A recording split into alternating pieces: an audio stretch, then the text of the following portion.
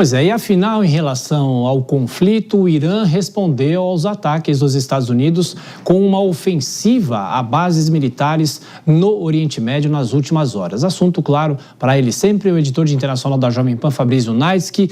Existe alguma previsão de novos ataques na região? Agora, é tudo muito instável, não é, Fabrício? Bem-vindo, boa noite. Exatamente, Thiago, muito instável. Boa noite para você, boa noite a todos que acompanham o jornal Jovem Pan. Se não há uma previsão muito concreta, há pelo menos a expectativa de que em algum momento esses ataques pontuais possam ser retomados lá no Oriente Médio. O Irã respondeu àqueles 2 dias consecutivos de ataques dos Estados Unidos com uma ofensiva a bases militares norte-americanas espalhadas pela região, principalmente no Kuwait, no Bahrein, mas também na Jordânia, passando um pouquinho da região do Golfo Pérsico.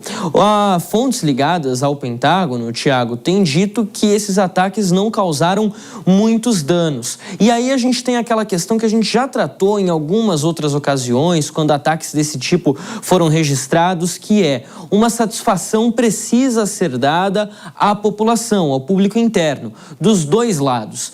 Alguém tem que ter a última palavra, e esse alguém sempre é, para os iranianos, o Irã, e para os norte-americanos, os Estados Unidos. Então essa é a situação que a gente acaba acompanhando nessas últimas horas. Os Estados Unidos atacando o Irã por conta de ataques a navios comerciais e o Irã respondendo então com esses disparos de mísseis e drones em direção a bases militares norte-americanas.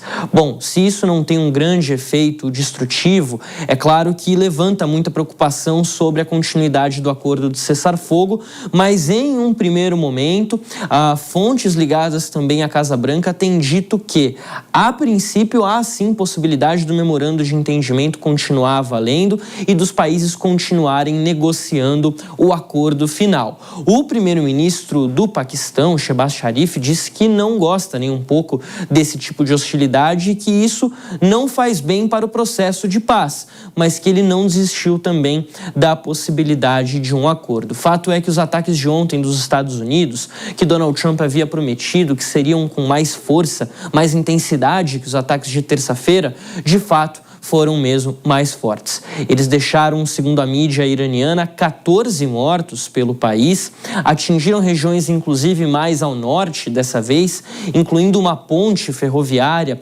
utilizada para uma rota comercial bastante importante com a Rússia e com a China, mais próxima inclusive do local onde hoje foi enterrado o ex-líder supremo Ali Khamenei, assunto para a gente tratar já inclusive.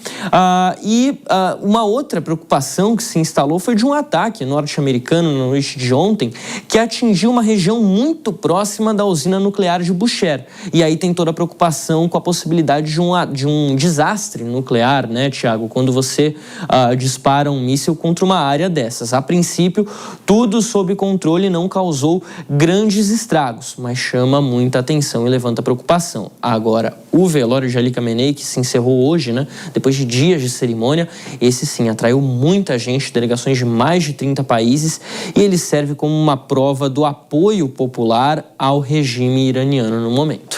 Bom, eu vou pedir para você continuar aqui, porque os recentes ataques entre os Estados Unidos e o Irã miram alvos militares. Agora, qual é a capacidade do governo de Teherã de sustentar esse conflito? Temos aqui um convidado, nosso entrevistado é o professor do programa de pós-graduação em Ciências Militares da Escola de Comando do Estado-Maior do Exército, Sandro Teixeira Moita, mais uma vez nos atendendo aqui na Jovem Pan. Bem-vindo, professor. Como vai? Boa noite. Boa noite, muito obrigado pelo convite. Uma boa noite à nossa audiência. Nós que agradecemos. Bom, professor, o Fabrício aqui fala todos os dias que não tem como competir com um poderio militar tão grande quanto o dos Estados Unidos. Até que ponto que o Irã tem capacidade para resistir em meio a essa escalada, professor? O que o Irã fez foi construir uma capacidade de lidar de maneira assimétrica, ou seja, ele não vai equalizar em todos os níveis, mas ele vai procurar criar condições de criar danos que forcem os Estados Unidos a constranger as suas ações. O que eu quero dizer com isso? Atacar navios petroleiros, atacar os países produtores de gás, petróleo, derivados de combustível, alumínio e ainda outros derivados desse tipo de produção que vão virar fertilizante da agricultura global. Então, nisso, o Irã tem investido basicamente em um tripé, Que tripé é esse? Mísseis hipersônicos, mísseis balísticos e drones de baixo custo, mas com alta capacidade de produzir danos. Tem sido aquilo que a gente viu durante a Guerra dos 40 Dias e tem sido o principal armamento utilizado pelo Irã nesses ataques contra a navegação comercial no Estreito de Hormuz, naquilo que a gente tem chamado de Rota de Omã, que é uma rota que os navios fazem com alguma proteção da Marinha dos Estados Unidos, passando bem próximo à costa de Omã, na área do Estreito de Hormuz. Parte dos navios consegue passar, parte dos navios, principalmente quando não tem uma grande proteção, acaba sendo atacada, como a gente já viu, navios do Sri Lanka, navios de Singapura, Índia, até mesmo os ataques navios do Catar, que foram atacados recentemente e que geraram essa onda de ataques que a gente viu ontem, 90 alvos em todo o Irã. Fabrício?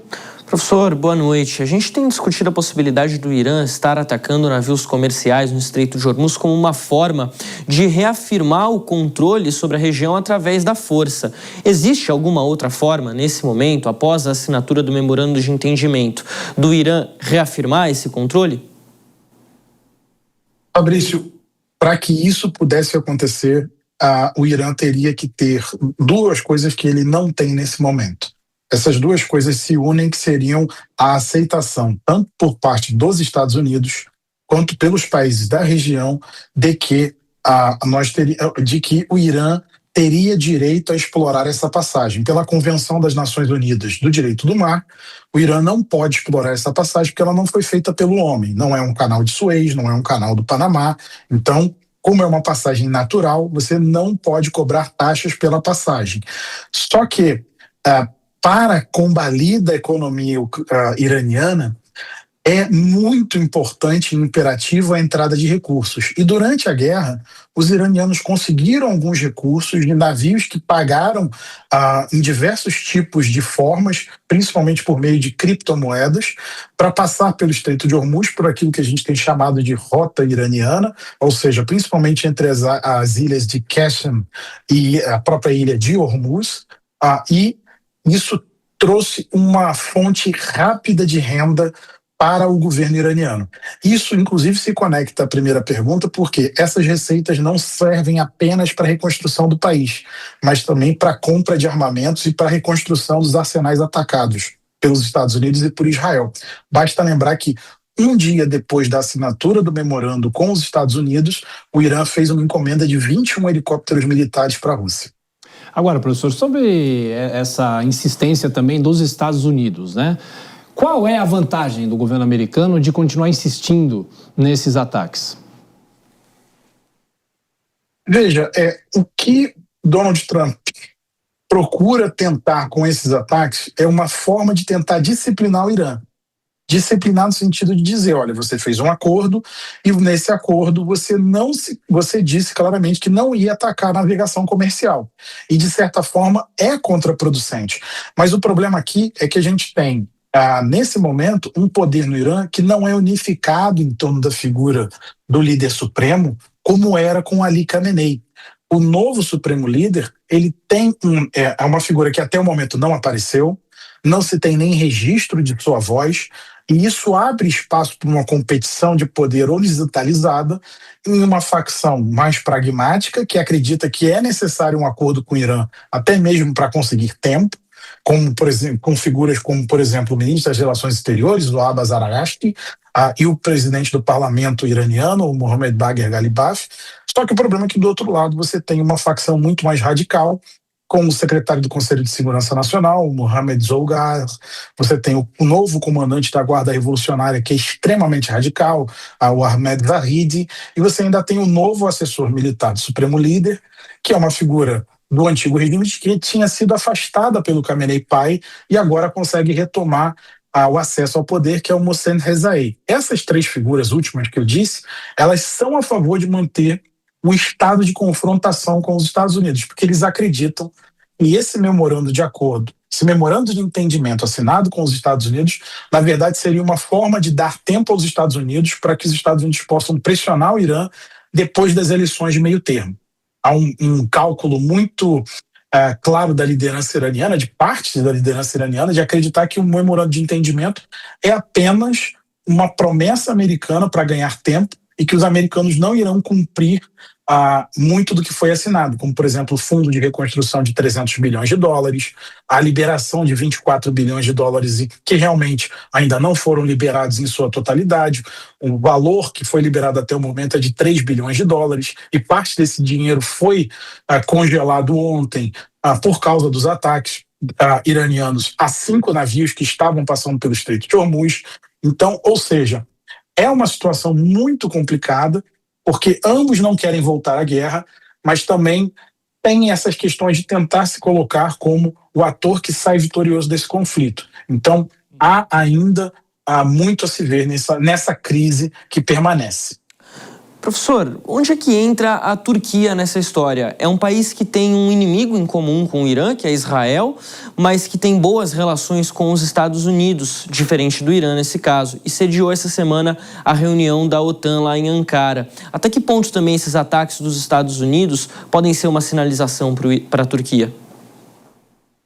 A Turquia tem tentado, desde a assunção do presidente Erdogan, a se colocar como o grande pivô na região.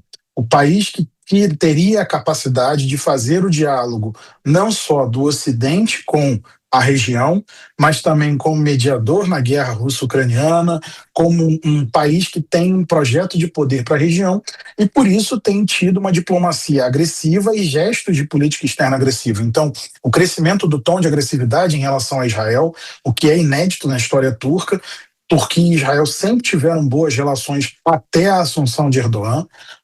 O fato de que a Turquia intervém por diversas vezes na Síria e o fato de que a Turquia tem tentado se aproveitar da crise no Golfo, com a guerra entre Estados Unidos, Israel e Irã, para tentar se colocar como um ator mediador desse processo. É óbvio que essa mediação não é feita meramente de boas intenções. Ela é feita no sentido de dizer o seguinte, de obter ganhos para a Turquia. A economia turca não é uma economia potente, apesar de um grande investimento político, em defesa, em diplomacia, a economia turca tem enfrentado severas ondas de inflação e precisa de apoios externos, e essa movimentação agressiva de Erdogan é a maneira dele obter recursos para isso. Então, lembremos que, Fabrício, Erdogan recebe dinheiro anualmente da União Europeia para impedir que refugiados sírios e afegãos passem da Turquia e invadam a União Europeia em grande espaço. Então, Erdogan procura transformar todas as crises no seu entorno em vantagens para a sua administração. Professor Sandro Teixeira Moita, da Escola de Comando do Estado-Maior do Exército, mais uma vez participou aqui da programação da Jovem Pan. Como sempre, professor, obrigado. Até a próxima.